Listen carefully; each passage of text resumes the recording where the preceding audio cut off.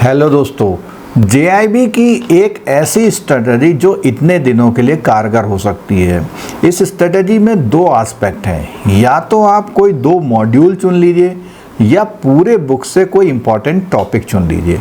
दोस्तों, इससे पहले वीडियो में आगे बढ़े तो आप सभी से रिक्वेस्ट है, नीचे जो डिस्क्रिप्शन में मोबाइल एप्लीकेशन का लिंक दिया हुआ जिसमें आपको फ्री क्लासेस के कैप्सूल वीडियोस के नोटिफिकेशंस मिल जाते हैं। साथ साथ में जो लेटेस्ट ऑफर चल रहा है क्रैश कोर्स 2999 का, पूरा कोर्स जो हमारा 3999 का, जो 3999 वाला कोर्स है उसमें अब आपको नेक्स्ट एग्जाम तक की वैलिडिटी भी मिल जाएगी।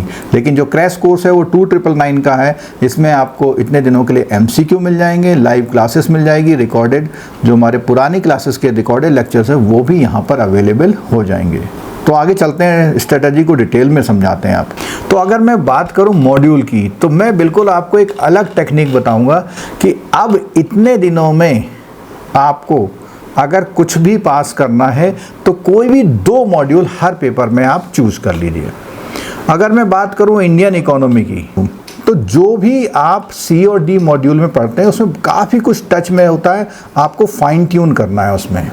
अगर मैं पीपीबी की बात करूं तो जनरल बैंकिंग तो आप खूब करते हैं, तो इसलिए ए और बी मॉड्यूल को छोड़ दिया मैंने कहा आप सी और डी मॉड्यूल को करो, क्योंकि सी और डी मॉड्यूल में आपका आईटी वाला है और एथिक्स वाला है, वो आप आमतौर पर बेसिक उसमें नहीं पढ़ रखे होते हैं। इसलिए अगर आप अभी पढ़ेंगे तो उसका बेनिफिट आपको सीधे सीधे मिल जाएगा।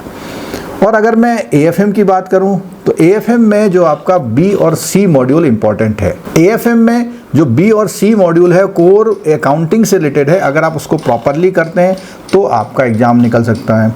रिटेल में बात करूं तो रिटेल में सबसे इंपॉर्टेंट सी और डी मॉड्यूल है। एक तो वो बैंकिंग से रिलेटेड है, पीपीबी में बहुत सारा पोर्शन आप उसका कर चुके होते हैं, आपने फाइन ट्यून कर लिया, तो जो भी बचा वो अगर कवर कर लिया तो उस तरह से रिटेल। तो दोस्तों, ये स्ट्रेटेजी मैंने आपको बताई कि अगर आप दो मॉड्यूल वाली स्ट्रेटेजी लेके चलते हैं। अब मैं बात करता हूं दोस्तों कि अगर आप कुछ टॉपिक वाइज करते हैं, तो इस वीडियो में मैं सबसे पहले बताऊंगा कि इंडियन इकोनॉमी में कौन कौन से टॉपिक आपको कर लेने चाहिए।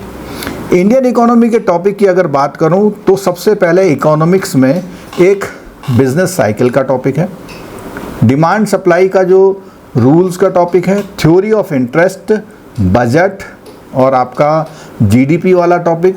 ये टॉपिक बहुत इंपॉर्टेंट है। अगर सी मॉड्यूल में बात करूं तो जो बैंकिंग एक्ट है, बैंकिंग और इसका जो बीआर एक्ट और आरबीआई एक्ट है, उसके साथ साथ में जो टाइप ऑफ बैंकिंग इंस्टीट्यूशंस वाला है वो चैप्टर है। डी मॉड्यूल में बात करूँ, डी मॉड्यूल में आपका जितने भी पर्टिकुलर टॉपिक हैं, money market, capital market, insurance market और आपका फॉरेक्स मार्केट से रिलेटेड टॉपिक आपको कर लेने चाहिए।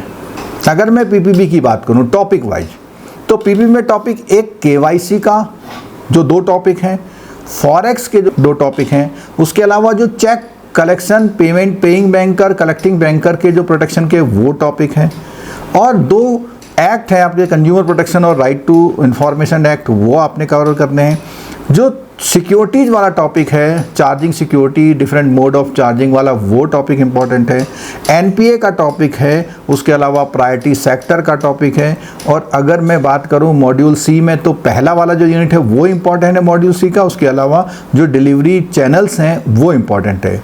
एथिक्स में बात करूँ तो एथिक्स के अगर आपने शुरू के 3 टॉपिक अच्छी तरह से कर लिए तो इस तरह से ये सेलेक्टिव बेसिस में वो आपके पीपीबी के इंपॉर्टेंट टॉपिक हो सकते हैं। अगर मैं एएफएम की बात करूं तो एएफएम में आपका जो बेसिक अकाउंटिंग स्टैंडर्ड्स हैं उसमें से 3-4 क्वेश्चंस आपके मिल जाते हैं।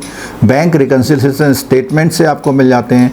कंपनी अकाउंट है, फाइनल अकाउंट है, इनमें से आपको क्वेश्चन मिल जाते हैं। और आपके जो कुछ न्यूमेरिकल बेस हैं जैसे रेक्टिफिकेशंस ऑफ एरर्स है, फॉरेक्स का एक टॉपिक है, इन टॉपिक से आपको क्वेश्चंस आपको मिल जाते हैं। अगर मैं रिटेल बैंकिंग की बात करूं तो रिटेल बैंकिंग में शुरू में कुछ टॉपिक जो मार्केटिंग से रिलेटेड है वो कर लीजिए।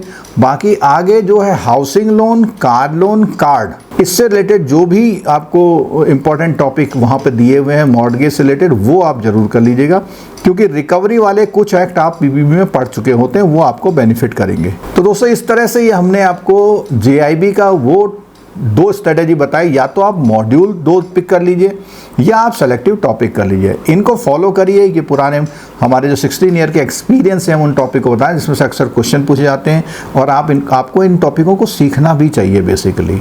ठीक है, तो इस तरह से इसको फॉलो करिए और गारंटीड आप इतने समय में भी, यानी कम समय में भी अपना JIB निकाल सकते हैं, लेकिन सिंसियर एडवाइस की ज़रूरत है। और सपोर्ट के लिए हमारी जो मैराथन और लाइव क्लासेस हो रही हैं, कैप्सूल वीडियो जा रहे हैं चैनल पर, उनको आप देख सकते हैं, और ये आपका JIB को ज़रूर निकाल देगा और आपको प्रमोशन के चांसेस, साथ में इंक्रीमेंट भी आपको ज़रूर मिलेगा। वीडियो देखने के लिए दोस्तों बहुत बहुत धन्यवाद।